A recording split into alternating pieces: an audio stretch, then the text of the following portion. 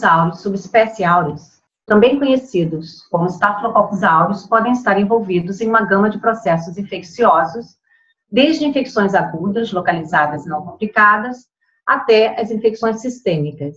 Podem causar ainda infecções crônicas associadas ao uso de próteses médicas, doenças associadas à produção de toxinas, como, por exemplo, as intoxicações alimentares causadas pelas enterotoxinas estafilocócicas. Essa grande versatilidade dos Staphylococcus aureus se deve principalmente aos seus inúmeros fatores de virulência associados à colonização, aderência e invasão, agressão tecidual e evasão ao sistema imune do hospedeiro. Esses micro-organismos apresentam uma grande importância no cenário da saúde pública mundial, principalmente devido à emergência dos Staphylococcus aureus resistentes à meticilina, os MRSA, que estão envolvidos em infecções pandêmicas, endêmicas e surtos, aumentando as taxas de morbidade e mortalidade em hospitais. Os MRSA são extremamente bem adaptados ao ambiente hospitalar, devido à sua elevada capacidade para produzir biofilmes e ao grande arsenal de mecanismos de resistência aos antimicrobianos. A penicilina foi descoberta em 1928 e comercializada na década de 40, quando reduz drasticamente tanto a morbidade quanto a mortalidade em infecções hospitalares causadas pelos Staphylococcus aureus. Porém, em 1942, surgem as primeiras cepas resistentes. E em 1960, esse índice de resistência chegou a 80%. O mecanismo foi devido à aquisição de um plasmídio carreando o gene BLAZ, que codifica para uma beta-lactamase capaz de romper o anel beta-lactâmico da penicilina. As penicilinas naturais mimetizam o terminal D-alanina-D-alanina da cadeia peptídica da parede celular bacteriana, como podemos ver nessa sobreposição D-ala-D-ala penicilina. A síntese da parede celular bacteriana ocorre devido a ligações cruzadas entre cadeias peptídicas dos monômeros da parede celular, formando as ligações D-ala de uma cadeia com a L-lisina de outra. E essas ligações são realizadas por transpeptidases conhecidas como Penicillin Binding Proteins, PBPs. A penicilina, por apresentar semelhança com a D-ala, se liga às PBPs e inibe a síntese da parede celular. A resistência à penicilina natural levou ao lançamento no comércio das penicilinas semissintéticas, como, por exemplo, a meticilina e a oxacilina. Entretanto, já em 1961, emergiu a primeira cepa resistente a esses antibióticos. O marco evolutivo dos MRSA se deu com a aquisição do cassete cromossômico MEC, SCMEC, que é formado do complexo CCR, que codifica para as recognases, e o complexo MEC, que carrega os genes MEC-A e seus reguladores MEC-I e MEC-R1. O gene MEC-A codifica para uma nova PBP, a PBP2A, que apresenta baixa afinidade pela penicilina. Além disso, em alguns SCMEC podemos encontrar inseridos elementos de inserção, transposões e plasmídios, sendo que esses dois últimos podem carregar outros genes de resistência a antimicrobianos. Existem 11 tipos de SCMEC caracterizados até o momento em Staphylococcus aureus. Todos os tipos apresentam o gene MEC-A, com exceção do tipo 11, que apresenta o gene MEC-C. O gene MEC-C, também conhecido como MEC-A LGA251, foi detectado inicialmente em cepas isoladas de mastite bovina. Hoje, MRSA-MEC-C são relatados em vários países, inclusive foram isolados de infecções em humanos. O MRSA-MEC-C apresenta suscetibilidade do tipo oxacilina S, cefoxitina R. O MRSA-MEC-A apresenta resistência a ambos os discos de antibióticos. Mas devemos ter atenção, porque os testes baseados em PCR para detecção do gene MEC-A não detectam o gene MEC-C. Inicialmente, os MRSA eram encontrados somente no ambiente hospitalar. A partir de 1980, 1990, começam a ser isolados de indivíduos sãos da comunidade e foram chamados de CA-MRSA, enquanto que as amostras isoladas de indivíduos hospitalizados foram chamadas de HA-MRSA. Nesta tabela, eu gostaria de destacar os principais clones de MRSA disseminados na América Latina. Dentre eles, os clones de MRSA comunitário, os A400, ST1 de MLST, SCMEC4, O clone relacionado ao USA 800, ST5, SCCMEC4, o clone USA 300, ST8, SCCMEC4 e o clone USA 1100, também conhecido como SPC, ST30, SCCMEC4.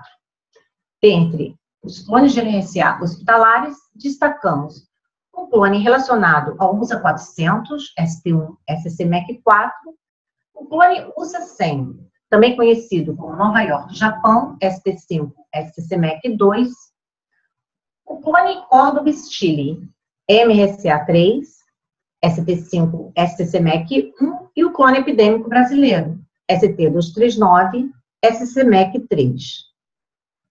A resistência heterogênea à meticilina é uma característica intrínseca dessa resistência, na qual a maioria das células da população morre em concentrações próximas ao MIC.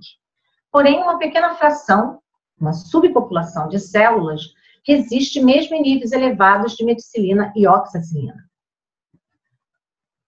Nessa figura, podemos ver algumas colônias heteroresistentes crescendo ao redor do disco da oxacilina. Na resistência homogênea à meticilina, todas as células sobrevivem, mesmo em concentrações elevadas da droga. Além do gene MEC-A, que está presente tanto na resistência homogênea como na resistência heterogênea, a resistência homogênea parece estar relacionada a mutações, como, por exemplo, nos genes associados a sistema SOS e genes associados à resposta ao estresse. Para a detecção de resistência à meticilina, discos de cefoxitina são sensíveis para detectar tanto MRSA-MEC-A, heterogêneo ou homogêneo, como o MRSA-MEC-C. O teste da PBP2A é um teste rápido e sensível para detectar MRSA-MEC-A, mas esse teste não detecta MRSA-MEC-C, uma vez que a PBP, codificada pelo gene MEC-C, é diferente da PBP2A. A vancomicina é um dos poucos antibióticos disponíveis no comércio para tratar infecções graves por MRSA. Essa substância inibe a síntese da parede celular bacteriana por apresentar afinidade aos terminais D-ala-D-ala dos monômeros da parede. Do mesmo modo que a penicilina impede as reações de transpeptidação. As cepas resistentes à vancomicina apresentam o terminal D-ala-D-lactato ao invés do terminal D-ala-D-ala. Com isso, a vancomicina não consegue se ligar a esses terminais e a síntese da parede celular bacteriana ocorre normalmente nas cepas resistentes. A resistência plena à vancomicina ocorre nas cepas conhecidas como VRSA, que apresentam um MIC maior que 16 microgramas por ml. Essas cepas têm sido isoladas em diferentes países, porém ainda raras. Em 2014, foi descrito em São Paulo o primeiro caso de VRSA no Brasil. E essa resistência ocorreu em uma cepa de CA-MRSA pertencente ao clone USA 300. A resistência plena à vancomicina se deve à aquisição de um plasmídio carreando o transposon TM1546, que é um transposon conjugativo de enterococos resistente à meticilina que carrega os genes VAN-H, que codifica uma desidrogenase que reduz o piruvato a D-lactato, e a VAN-A, que codifica uma ligase que catalisa a ligação entre D-ala e D-lactato. O MRSA adquire resistência a partir do enterococo resistente à vancomicina, VRE, durante uma co-infecção entre o VRE e o MRSA.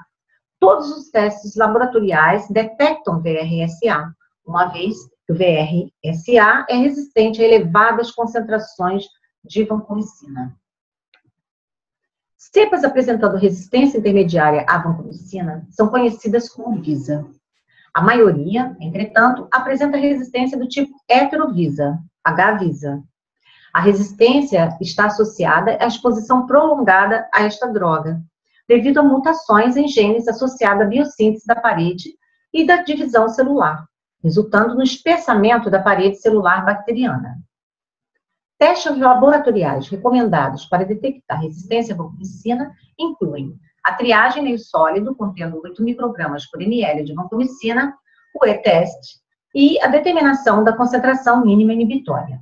Mas devemos ter atenção porque o disco de vancomicina, apesar de detectar VRSA, não detecta resistência visa ou heterovisa. Com relação à resistência a drogas mais recentes, a resistência à linezolida e digiciclina permanece ainda rara, geralmente associadas ao uso prolongado dessas drogas que atuam inibindo a síntese de proteínas. O mecanismo de resistência à digiciclina é pouco conhecido.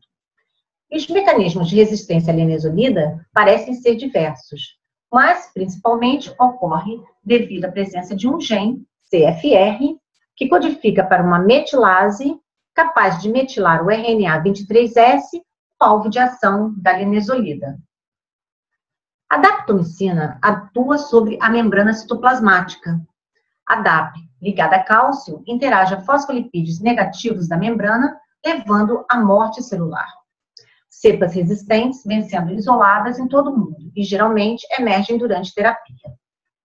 Os mecanismos de resistência à daptomicina parecem diversos, porém foram observadas mutações nos genes MPRF e YYCFG, que estão envolvidos em eventos de membrana. As cepas resistentes apresentam alterações na membrana celular que tornam a membrana mais positivamente carregada. Resistência cruzada à vancomicina e daptomicina vem sendo descrita na literatura científica. Acredita-se que o aumento da espessura da parede celular observada em cepas visa esteja relacionado à resistência cruzada. A daptomicina, sendo uma molécula muito grande, apresentaria dificuldade para penetração na célula. Concluindo, os MRSA apresentam um arsenal de genes que conferem resistência a uma gama de antibióticos. Muitos desses mecanismos permanecem ainda desconhecidos.